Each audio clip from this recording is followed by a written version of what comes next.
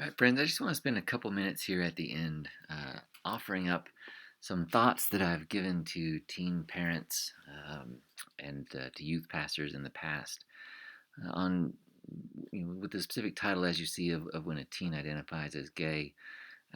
Here's where we are culturally. We are, contrary to when I grew up, in which all things LGBT or homosexuality, as we usually called it then, were kind of out there. But it's in here. It's our kids who are same-sex attracted. It's our kids who are entering into or considering entering into the LGBTQ community. It's our kids whose best friends are in that community. It's our sons and daughters who are in that community. So that it has come to our doorstep, and as I mentioned at the end of that the video on sexuality a few moments ago, these are the questions that everybody in the churches in our pews wants to talk about. If we talk about sexuality and don't talk about what do we do with our LGBT friends, we're answering questions that nobody's asking. And so I offer this. It's very simple, and it's not theological in any way. The theology of what your church does or should do, how your church should respond to LGBT considerations and questions, that belongs in your church, that belongs amongst the leaders of your church or your denomination to work out and to communicate and to wrestle with. This is not about that. This is just about trying to keep some of our own kids that are LGBTQ or that are same-sex attracted in our own churches. And so I offer four quick things that I say to every kid who I speak to, every parent that I speak to whose children are coming out or who are same-sex attracted. And the first one is, you're not alone. We've mentioned already that simply in the process of being an adolescent and forming identity, that isolation is an overwhelming feeling, an overwhelming factor, and the same thing is certainly true in sexuality, as I mentioned in that presentation. So, and more than anyone else, right? More than any other kind of adolescent experience, any other kind of identity formation experience, when especially a kid who's grown up in the church starts to feel same-sex attracted or starts to feel gender dysphoric or in any other way like they may be moving toward being part of the LGBT community, they feel incredibly alone. Um, and so my first response is, you're not. You're not alone. You are wanted, and I want you to be here with me. I rely heavily on Andrew Marin's book Us versus Us, which I've given you an infographic from, and strongly encourage everybody to read if you haven't done that yet. And his main argument of the book is the church is where all the LGBT community comes from. That 11% more people in the LGBT community grew up in a church than in the general population. 11%, of course, a huge statistical difference when it comes to a study the size that Marin is doing. So his general thesis is, these are our kids out there. These are our people. We can't just write them off. We can't just walk away from them. And more, they're literally the people in our pews. They're literally the best friends of the kids in our youth group. And so it's not enough.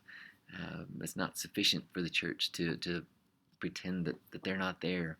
Um, so I start with just that very simple expression that you are deeply loved. As Jesus redefines or heightens the definition of love in John 13 to his followers after he washes their feet. Um, I think we somehow have to find a way to love our LGBT kids better because they sense that they are not loved well. They sense that the feelings that they have disqualify them from the love of their families and of God and of the church. We need to find some way to overcome that. And then the only way to really do that is to stay with them and to prove to them that we continue to love them. And beyond that, and even probably more than that, I tell them, like, your job is to continue to pursue loving God with all your heart, soul, mind, and strength. That when a child comes to me and they say I'm same-sex attracted or I'm in some other way feeling as though I may be in the LGBT world, I say, okay, we'll deal with that. We'll work on that and work that out. when you get up tomorrow, your job tomorrow is to love God with all your heart, soul, mind, and strength. Your job the next day is to love God with all your heart, soul, mind, and strength. Because if they drop that, if they walk away from loving God with everything that's inside of them, then all we're talking about is behavior and morality arguments. Because none of it matters unless they continue to pursue the love of God in their lives. So that's the one thing that I say, that we just have to hold on to that. Marin's thought over there on the right hand side of your screen is so fascinating to me, that of all the people in the LGBT world, and we'll talk about how many that is in a moment, of all the people in the LGBT world and community who would like to go back to church, 92% of those people say if they went back to church, they wouldn't require their church to change their theology. So if your church is a historical believing church when it comes to questions of homosexuality, 92% of the LGBT world said that's okay. You can keep your theology. You just want to feel like somebody loves them, that somebody welcomes them in. So that's why we start with those first two statements. And then I say usually to parents to take the long view of their children's lives. Uh, when a child is 13, 14, 15, 16 years old, even when they're 20 and 30 years old, but especially when they're 13, 14, 15 years old, they don't know who they are. We've already discussed that that's the task of being an adolescent, is trying to figure out who you are. So if a teenager says, I'm same-sex attracted, we take a long view of that. We say that is not the end of that story, that whatever is going to happen here is there's all kinds of space for God to do things here. But God can only do things if we keep them connected to the Spirit of God, the Spirit who will do the work of leading us into righteousness and convicting us of sin and leading us into truth. So we have to keep them connected and take the long-term view of God working in their lives. I want them to know that they're welcome to be here, that they can stay. That's going to create a lot of tension and a lot of struggle. But here's the thing. Our own kids, again, our own kids in our churches, the sons and the daughters of our preachers and our deacons and our shepherds and all of those people in our churches, they live in this world where they are bombarded with images like the one on the back of this truck, that not just imply but visibly show that they're not welcome here. They're not welcome in the world, but they are very specifically not welcome in conservative Christianity, which is largely implied. I know conservative Christianity is not inherently tied to the rebel flag, but it's culturally tied to the rebel flag. And they live in this world where they feel unsafe if they come out, or if they express the feelings and the things that are going on inside of them. And we've got to get rid of that in the church.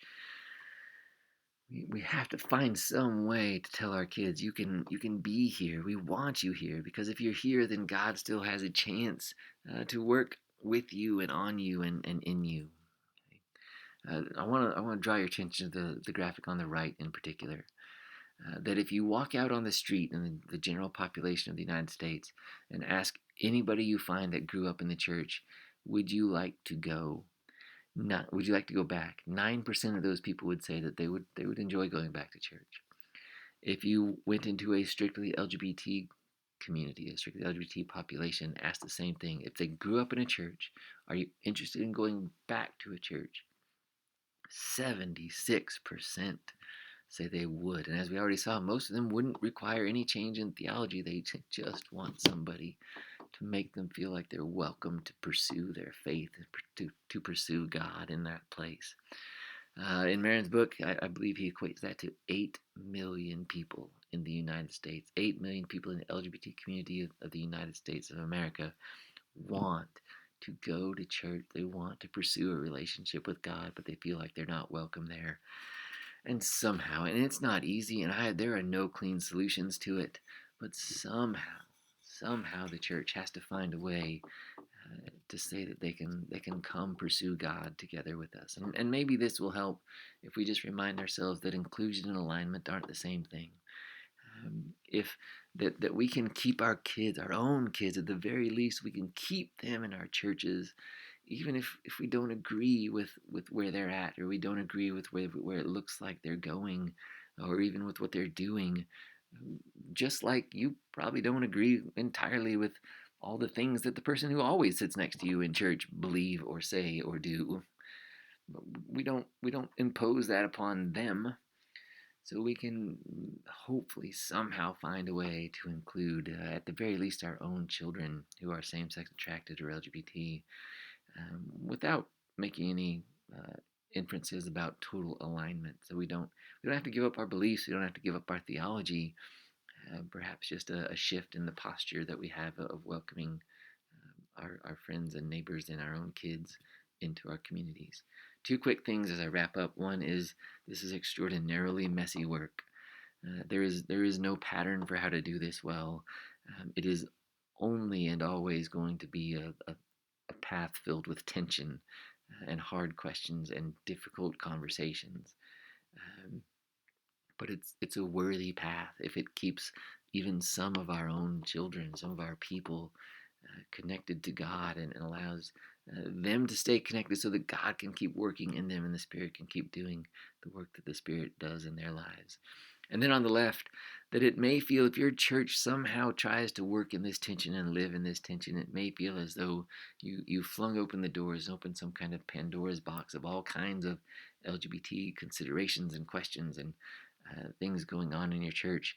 And I just want to encourage you and say that you have not created or generated anything, that all you have done is brought something that was in darkness into the light. And when it's in the light, God can do something with it. If we keep it in the darkness, it's only ever going to be darkness.